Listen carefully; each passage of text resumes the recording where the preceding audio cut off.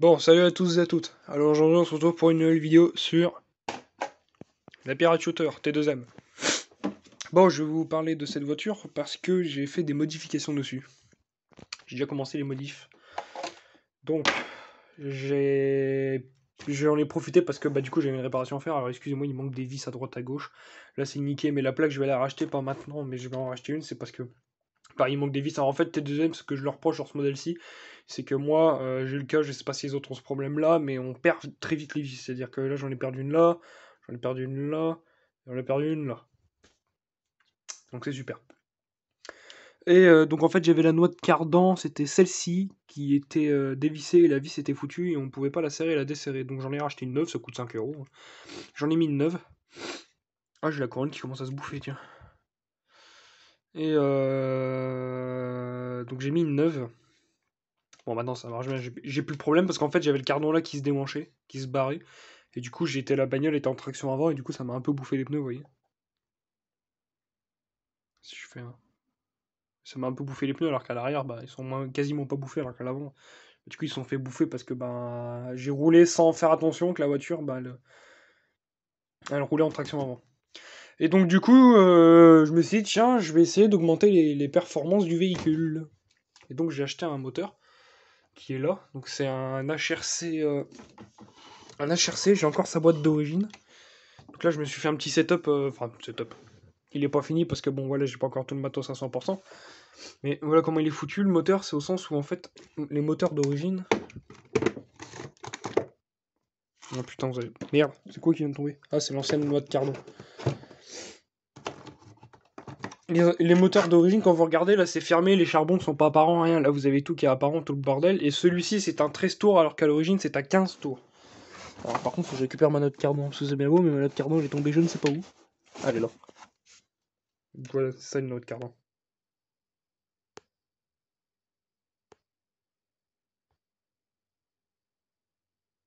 Voilà. En fait, la vis, elle veut plus visser parce qu'à l'intérieur, elle était bouffée. Oui. Donc elle voulait plus visser ni se dévisser, ce qui est assez chiant. Donc, bon, du coup, j'ai gardé le pignon d'origine, mais je me tâte à mettre un pignon pour aller encore plus vite, mais j'ai un doute s'il faut que je prenne plus petit ou plus grand. Ça, je me renseignerai, j'appellerai une concession de motoculture pour savoir, de motoculture de modélisme, parce qu'il y a quand même un...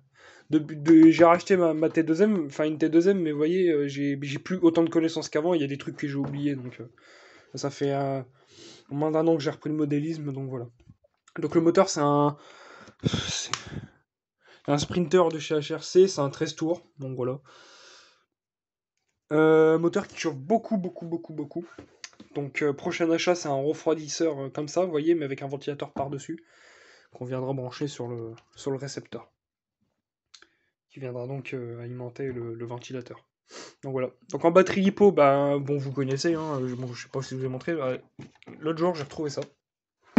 Ceux qui me connaissent pareil depuis le début de ma chaîne savent de quoi ça vient. Ça vient de l'époque où j'avais ma Maverick Strada XB Evo, donc ma première voiture en modélisme qui était très mal entretenue, par la simple et bonne raison que j'avais pas de l'argent comme aujourd'hui. À l'époque j'avais pas d'argent, donc je pouvais pas me permettre de, vous voyez, changer les pneus comme là je l'ai fait, acheter des batteries, ce genre de choses. C'est-à-dire que moi je me suis acheté, je roulais toujours avec la batterie d'origine, puis le jour où j'ai acheté une Lipo ou 2S, pour moi c'était un grand changement. Et j'avais toujours dit oui de l'améliorer, de la fiabiliser, ça s'est jamais fait parce que les pièces à chaque fois il y en avait pour 100 € tout le bordel, et puis au final la bagnole, à un moment elle est restée sans servir pendant 5 mois. Parce que j'avais le pignon de moteur et le pignon là, vous voyez, le pignon là et là. Le pignon de sortie moteur et le pignon là. Cette roue dentée là, j'ai oublié le nom. Elle était bouffée, donc j'ai changé les deux. Puis j'avais revendu la bagnole parce que moi, le problème c'est que j'utilisais plus. J'étais à Paris. Puis ouais, j'avais plus spécialement envie de faire de modélisme et tout. Donc bon, ça m'avait un petit peu saoulé de tout le temps passer mon temps à la réparer parce que madame était morte. Pareil, elle avait une fusée qui était foutue. Et la fusée, j'avais pareil, vu que j'avais pas l'argent, j'avais toujours dit de la changer. Puis au final, je l'ai jamais changé. Donc voilà. Donc en batterie, j'en ai 4. 4 lipo. Sans compter si, parce que ça, c'est la batterie d'origine de chez T2M. C'est une AMH 1800 A. Elle marche bien, hein, mais voilà quoi. Donc les batteries lipo, j'en ai une ici. J'en ai deux en bas qui sont en train de charger. Et j'en ai une qui m'a lâché là il y a pas longtemps. Batterie toute neuve, donc ça fait un peu chier.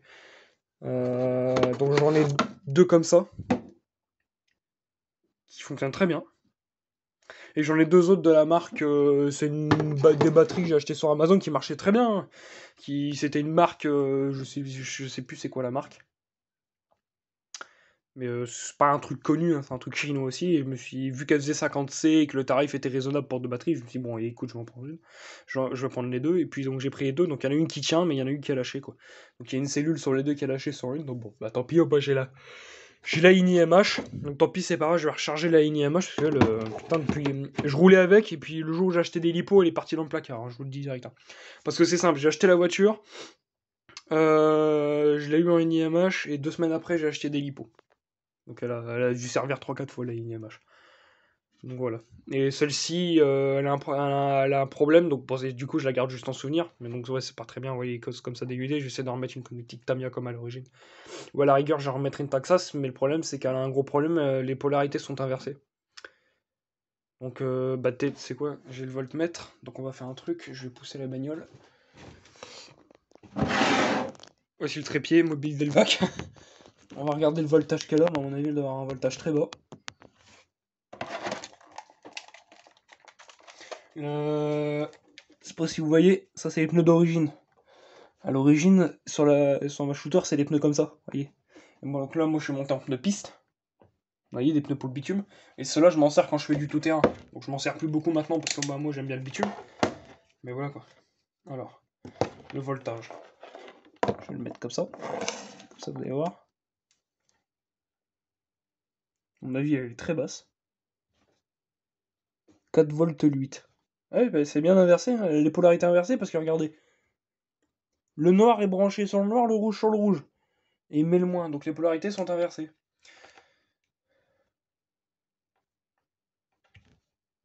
Allez, j'ai inversé les polarités là. Ça fonctionne. Je suis à 4 volts 6.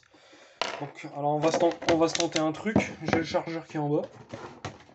Vu que j'ai plus de connectique, je vais prendre les pinces. Et on va se tenter de recharger ça. Ah bah voilà, ma batterie elle est pas finie de charger. Donc c'est celle-là, la batterie. Donc j'en avais acheté une. J'en avais acheté deux, c'était les 5200 ampères, 7,4 volts, et puis il y en a une sur les deux qui a lâché, donc tant pis. Bon, elle est pas fini de charger, bon c'est pas grave. De toute façon ça fait 3 heures qu'elle est branchée, mais je l'avais mis en 0,5 ampères parce que vu que je suis pas pressé, je la laisse se charger tranquillement.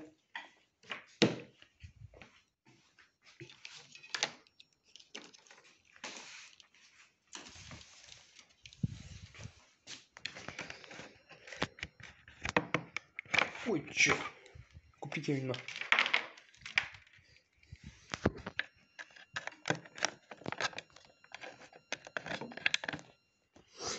Oui, oui.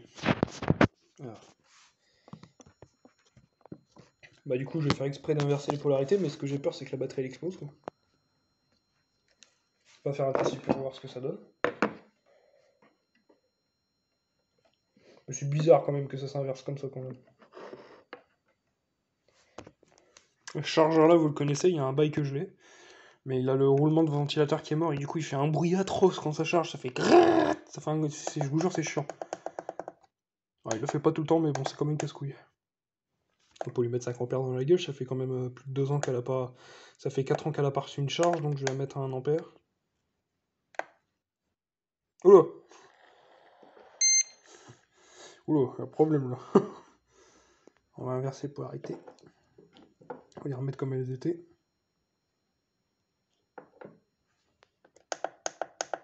Tiens, je vais essayer un truc, on va mettre en PB. En charge. Mais je vais le mettre en 8 volts. Vu qu'elle fait 4 volts, non 6 volts. On va pas mettre 5 ampères parce que 5 ampères ça fait beaucoup.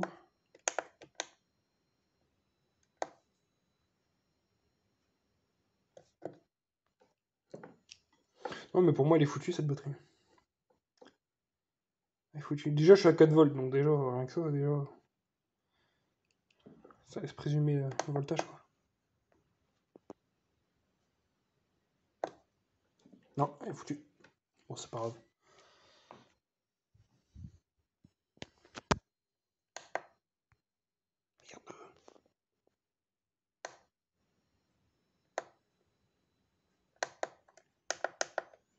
87%. Donc pour ceux qui sont l'appareil depuis le début de la chaîne, vous savez que ce chargeur il date aussi de l'époque de la Strada XBO. Donc ok, maintenant il a chargé une paire, bon le chargeur fonctionne, mais je sais pas s'il va le faire, mais il fait une espèce de quand vous chargez la batterie, ce qui en soi est assez relou. Bon, je vais pas attendre 107 ans. Bon, du coup, je vais me prendre la batterie là, parce qu'elle est quand même plus performante que les Brain Energy, je vous ai montré, mais les Brain Energy elles font 40C. Celle-ci, on en fait 50. Donc, il y a une différence de puissance. Il faut savoir laisser sur une batterie, que ce soit une IMH ou LiPo, ça veut dire, par exemple, la 50 fois, ça veut dire qu'elle peut délivrer 50 fois sa puissance d'origine. Donc, on va ranger un petit peu tout ça quand même. Donc ça veut dire que celle-ci, pour vous donner un ordre d'idée, ma batterie NiMH elle fait 10C. Donc voilà. Alors que celle-ci elle en fait 50 quoi. Bon, je vais me monter une batterie moi parce que je vais aller rouler avec. Donc, je vais remettre ça là. Ça va, ça retourne au placard. Voilà. Donc je vais me monter une batterie. Et vous vous souvenez, je sais pas si je vous en avais parlé, mais j'ai une espèce de GoPro chinoise à 2 € qu'on trouve, qu'on gagne dans les espèces de fêtes foraines, mais qui fait son taf. J'ai son support et tout le bordel avec. Donc ce que je ferai, c'est que là, vu que j'ai fait mon déménagement de Paris, quand je serai revenu de Paris, enfin quand tout sera revenu de Paris, parce qu'il n'y a pas tout qui est revenu, hein, il en reste encore là-bas.